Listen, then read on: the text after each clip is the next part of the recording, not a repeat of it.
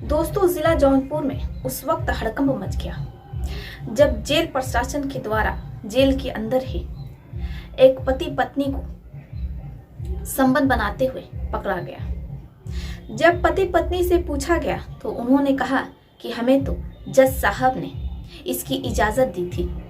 अब जब पत्रकार ये सुनते हैं तो उनके पैरों तले जमीन खिसक जाती है। जब पत्रकार ये सुनते हैं तो उन्हें यकीन नहीं आता है कि एक इतना सभ्य व्यक्ति जिसे न्याय के लिए कुर्सी पर बैठाया गया रहता है, और जब वही इस तरीके की तुच्छ हरकतें करने लगे तो फिर बाकी लोगों का क्या होगा। पत्रकार जो कि काफी गुस्से में होते हैं वो सीधे जज के पास जाते हैं और जज से पूछताछ करते हैं। अब जज जब बताना शुरू करते हैं तो पत्रकारों के भी आंखों में आंसू आ जाता है।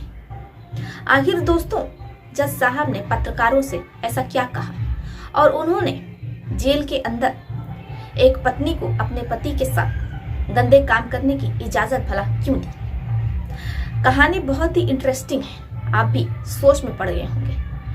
आपके अंदर जानने की उत्सुकता होगी, ये कहानी सुनने की बेचैनी होगी। हम आपको पूरी कहानी सुनाएंगे, लेकिन उससे पहले हम आप लोगों से कुछ कहना चाहते हैं। हमारा चैनल नया है, आप लोगों के प्यार की सपोर्ट की बेहद जरूरत है। अगर आप लोगों ने अभी तक हमारे चैनल को सब्सक्राइब नहीं किया है तो कर लीजिए। साथ ही कमेंट बॉक्स में आप लोग अपना और अपने शहर का नाम भी लिखिए ताकि हमें पता चल सके हमारा वीडियो कहाँ से देखा जा रहा है और कहाँ तक पहुँच रहा है। कुछ दोस्तों ने अपना नाम लेने को कहा था।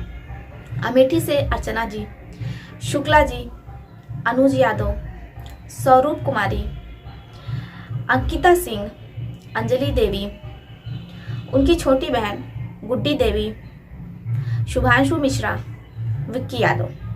दिल्ली से हैं नक्षिता सिंह, आलोक कुमार, विवेक सिंह, अक्षरा सिंह, काव्या जी एंड राकेश शर्मा जी। आप सभी का कमेंट करने के लिए दिल से धन्यवाद। ऐसे ही आप लोग अच्छे अच्छे प्यारे प्यारे कमेंट हमें करते रहिए। बाकी जिन दोस्तों का नाम मैं अपनी वीडियो में नहीं ले पाई, मैं पूरी कोशिश करूंगी कि मैं उनका नाम अपनी अगली वीडियो में जरूर लूँ। तो चलिए शुरू करते हैं। आज की ये कहानी बनी रही है हमारे साथ अंत तक। जौनपुर की रहने वाली सरिता, जो कि सिलाई कढ़ाई करती है, यानी कि वो फैशन डिजाइनिंग का कोर्स करती है। अब ऐसे में जो सरिता के पिता रहते हैं वो सरिता को इलाहाबाद भेज करके फैशन डिजाइनिंग का कोर्स करवाते हैं। सरिता का फैशन डिजाइनिंग का कोर्स कंप्लीट होता है और वो अपनी एक छोटी सी बुटीक खोल लेती है जौनपुर में ही। अब बुटीक भी ठीक ठाक चल रही होती है। अब इधर जो सरिता के माता पिता होते हैं वो अपनी बेटी से कहते हैं कि बेटी, अब तुम्हारी उम्र भी हो गई है, अपने पैरों पर खड़ी भी हो गई हो, शादी कर लो। लेकिन सरिता अपने पिता से साफ मना कर देती है और कहती है, पिताजी, हम शादी नहीं करना चाहते हैं। पिता अपनी बेटी से कहते हैं कि बेटा, आखिर तुम शादी क्यों नहीं करना चाहती हो। सरिता कहती है, क्योंकि पिताजी, हम यहाँ पर रह करके आपकी और मम्मी की सेवा करना चाहते हैं, क्योंकि सरिता का कोई भी भाई नहीं रहता है। ऐसे में अगर हम शादी कर लेंगे, ब्याह कर अपने पति के घर चले जाएंगे, तो फिर आप लोगों की देखरेख कौन करेगा। सरिता के माता पिता जब ये सुनते हैं तो उनकी आंखों में इतना स्नेह देख करके आंसू आ जाता है। अब सरिता के पिता रामेश लाल कहते हैं कि बेटा, हर लड़की को विदा होकर के अपने पति के घर जाना होता है, तुम्हें भी जाना होगा। इसके बाद सरिता भी कुछ नहीं कह पाती है। सरिता के पिता अपनी बेटी के लिए रिश्ता खोजने लगते हैं। एक बहुत अच्छा रिश्ता उन्हें मिलता है। लड़का दिल्ली में जॉब कर रहा होता है।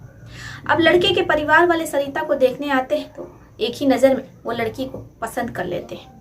अब पसंद क्यों भी ना करें, क्योंकि सरिता को जो बुटीक रहता है वो बहुत अच्छा खासा चल रहा होता है। सरिता का पति दिनेश सरिता से कहता है, ऐसा है, आप दिल्ली में चल करके अपना बुटीक का काम आगे बढ़ाइएगा, वहाँ पर बहुत चलेगा। अब सरिता जब देखती है कि उसका जो पति है वो बहुत अच्छे स्वभाव का है और शादी के बाद भी वो अपना काम चालू रख सकती है, यानी कि उसका जो भी मन हो वो कर सकती है, तो इसके बाद सरिता शादी के लिए तैयार हो जाती है। अब बड़े ही धूमधाम से 20 मार्च सन 2023 दिन मंगलवार को सरिता की शादी होती है। दरवाजे पर बारात आती है। सरिता दुल्हन बनी अपने दूल्हे के आने का इंतजार कर रही होती है। सरिता बहुत खुश रहती है क्योंकि कुछ ही घंटों बाद सरिता की सुहागरात रहती है। वो समय भी आता है, सरिता विदा होकर के अपने पति दिनेश के यानी कि दिल्ली पहुंच जाती है। अब सरिता को दिनेश के कमरे में बैठा दिया जाता है। दिनेश कमरे में आता है और वो अपनी पत्नी के शरीर से एक एक करके बड़ी ही तेजी से पूरे कपड़े निकाल करके फेंक देता है। फिर वो अपनी नई नवेली दुल्हन के साथ गंदे काम करता है। अब ऐसी सुबह हो जाती है। सरिता के जीवन में सब कुछ अच्छा चल रहा होता है। ससुराल वाले भी बहुत अच्छे होते हैं। सरिता की नंदे जेठानी वो सब बहुत अच्छे स्वभाव के रहते हैं। अब समय बीत रहा होता है। सरिता की शादी हुए 10 दिन हो जाता है। अब सरिता अपने पति से कहती है कि ऐसा है जी, आप कोई आसपास दुकान देख लीजिए जिसमें हम अपना काम चालू करें। दिनेश सरिता के लिए मुखर्जी नगर में एक छोटी सी दुकान देख लेता है। सरिता की दुकान खुल जाती है। बड़े ही धूमधाम से उद्घाटन होता है। सरिता समय से अपने शॉप पर जाती है। अब सरिता के जीवन में सब कुछ अच्छा चल रहा होता है। इतना अच्छा पति है, परिवार है, ससुराल वाले हैं, सरिता को क्या चाहिए था। लेकिन कहते हैं कि समय कब पलट जाए ये कोई नहीं जानता है, और समय की जो चोट होती है वो कभी कभी ऐसी लगती है कि पूरा जीवन ही तहस नहस हो जाता है। ऐसे ही कुछ सरिता के साथ होता है। अब जो सरिता का पति है वो सरिता को पति सुख नहीं देता है। सरिता को कुछ समझ में नहीं आता है कि आखिर दिनेश उसके साथ संबंध क्यों नहीं बना रहा है। सरिता अपने पति से पूछती भी है, लेकिन दिनेश कहता है ऐसा है, हमारी ऑफिस में बहुत काम रहता है जिसकी वजह से मैं थक जाता हूँ।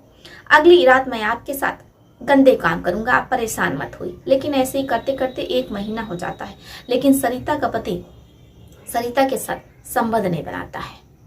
अब ऐसी एक सुबह जब सरिता उठती है तो उसके होश उड़ जाते हैं, क्योंकि पूरा घर जो होता है वो पुलिस की छावनी में बदल जाता है। सरिता के जो सास ससुर रहते हैं, नंदे रहती हैं, जिठानी रहती हैं, वो सब जेल में होते हैं। सिर्फ एक सरिता जिसका कमरा ऊपर रहता है, इसलिए पुलिस वाले अभी उस तक नहीं पहुंचे थे। अब सरिता जब घर को छावनी में बदलते हुए देखती है तो उसे कुछ समझ में नहीं आता है कि आखिर मामला क्या है। अब पुलिस वाले उसे भी थाने ले जाते हैं तो वहां पता चलता है दिनेश ने एक लड़की की हत्या कर दी है और उसके साथ गलत काम किया है, यानी कि दुष्कर्म किया है।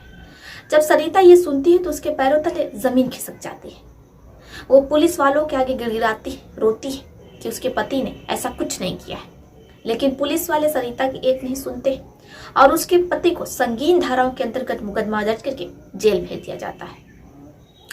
अब जो दिनेश रहता है, कई साल उसका मुकदमा चलता है, फिर उसे फांसी की सजा सुनाई जाती है।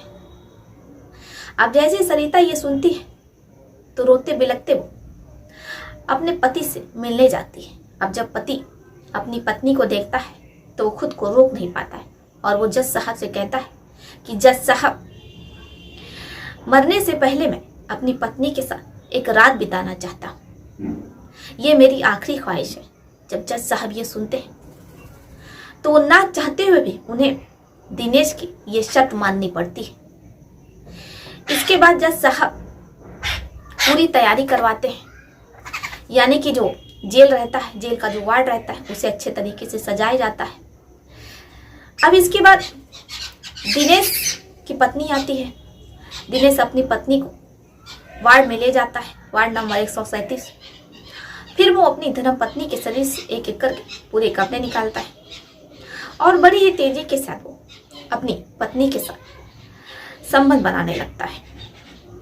अब यहाँ तक तो सब कुछ ठीक रहता है, लेकिन जो उस जेल का कोतवाल रहता है उसकी जज से थोड़ी अनबन रहती है, इसलिए उसने जज के इस फैसले को नकारते हुए कहा कि वो उसे अच्छा सबक सिखाएगा। जज ने कहा कि हम तुम्हें देख लेंगे। इसके बाद जो कोतवाल रहता है वो और भड़क जाता है। वो वार्ड नंबर 137 के अंदर स्पाई कैमरा लगवा देता है, जिससे कि पूरी वीडियो रिकॉर्ड हो जाती है। अब जैसे ही वो वीडियो मीडिया के हाथ लगती है तो मीडिया वाले बौखला जाते हैं और वो सीधा जज के पास जाते हैं और जज पर उंगलियां उठाने लगते हैं। जब जज साहब पूरी बात बताते हैं तो मीडिया वाले भी असमंजस में पड़ जाते हैं कि वो करें तो क्या करें, क्योंकि एक पति की आखिरी ख्वाहिश है, अगर इसे पूरा ना किया जाए तो पाप लगेगा। बाकी दोस्तों, आपको क्या लगता है, जज साहब ने सही किया या फिर गलत? आप अपनी राय हमें कमेंट बॉक्स में लिख सकते हैं। तो चलिए फिर चलती हूँ, मिलती हैं आपसे किसी और सच्ची कहानी में, किसी और सच्ची घटना में। तब तक के लिए आप अपना और अपने परिवार का ध्यान रखिए। आदाब, सत श्री अकाल, नमस्कार।